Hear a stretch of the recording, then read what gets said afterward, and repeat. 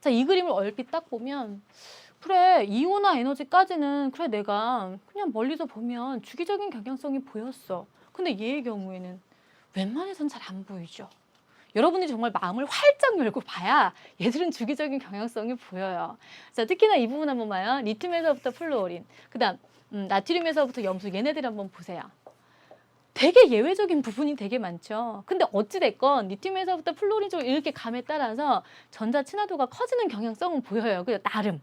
마찬가지 여기 나트륨에서부터 염소 쪽으로 감에 따라서 전자 친화도가 커지는 경향성이 나름 보인단 말이에요. 자, 그래서 여러분들이 전자 친화도는 같은 주기에서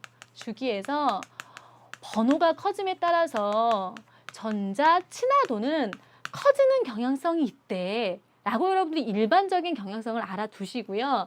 그 이유는 뭐 때문이니? 라고 만약에 묻는다면 같은 주기라면 껍질이 똑같잖아요. 껍질 수가. 근데 뭐가 달라지는 거예요? 핵전하가 달라지는 거죠. 그로 인해서 유효 핵전하가 증가하기 때문에 그렇기 때문에 전자를 그만큼 잘 받아들이는 거래. 이렇게 여러분들이 그냥 일반화시켜서 그냥 알아두시면 돼요. 자, 그다음 같은 족의 경우요. 자, 언뜻 보면 같은 족의 경우에는 눈에 확 들어오지 않죠. 그죠? 뭐 여기 보면 뭐 리튬, 나트륨, 뭐 칼륨 이렇게 비교를 해도 고만고만하고 눈에 확 들어오지 않아요. 그러니까 전자 친화도는 그냥 같은 족에서는 번호가 커짐에 따라서 전자를 잘 받아들일까 안 받아들일까 그냥 일반적으로 생각을 그냥 해서 여러분들이 알아두시면 돼요. 자, 같은 쪽에서는 번호가 커진데 지금 껍질 수가 점점 많아지는 거죠. 그럼 가장 바깥 껍질은 그만큼 핵에서 멀리 떨어져 있는 거잖아요. 그렇기 때문에 전자를 끌어당기는 정도가 그만큼 어려울 수밖에 없겠죠. 자, 그래서 같은 쪽에서는 번호가 커짐에 따라서 전자 친화도가 작아진대. 즉 전자를 잘 안 받아들이려고 하는데 그 이유는 뭐 때문에 그런다. 껍질 수가 증가하기 때문에 그런데 이렇게 대략적으로 여러분들이 그냥 알아두는 수밖에 없어요.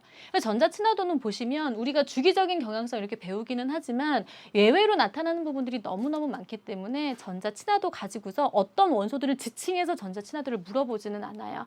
단지 그냥 이렇게 뭐 일반적인 경향성 정도로 해서 두루뭉술하게 이제 이렇게 좀 물어보는 그런 경우는 있을지언정 이렇게 자세하게 묻지는 않는다라는 거. 그래서 일반적인 경향성 중심으로 여러분들이 알아두시면 되고, 자, 특히나 좀 여러분들이 좀 구분해서 알아두셔야 되는 부분이 얘네들 한번 보세요. 플루오린과 염소.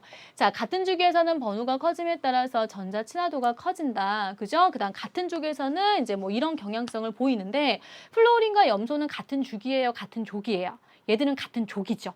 그럼 같은 족에서는요, 번호가 커짐에 따라서 전자 친화도가 작아진다라고 설명을 해드렸는데 특히나 얘네들만 조금 기억을 해주시면 플루오린과 염소의 위치를 잘 한번 보세요. 누가 더 전자 친화도 값이 크냐면 염소가 더 크지요. 이렇게. 그래서 플루오린과 염소는 비교를 해보면 얘가 더 전자를 더 잘 받아들여요. 그 이유는 뭐 때문에 그러냐면 이것만 좀 설명을 해드리면 플루오린의 경우에는 자, 껍질이 이렇게 두 개예요. 그죠? 이 가장 바깥 껍질에 전자가 7개가 들어가 있는 상황이고요. 염소는요. 껍질이 몇 개냐면 3개예요. 이 껍질에 전자가 지금 7개가 들어가 있는 상황이에요. 자, 전자가 하나 들어갈 거야. 전자가 하나 들어갈 거야.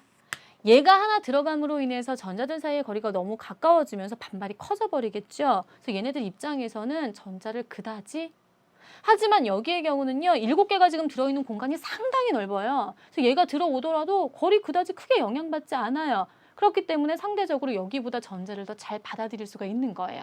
그렇기 때문에 전자 친화도가 염소가 플루오린보다 더 큰 거예요.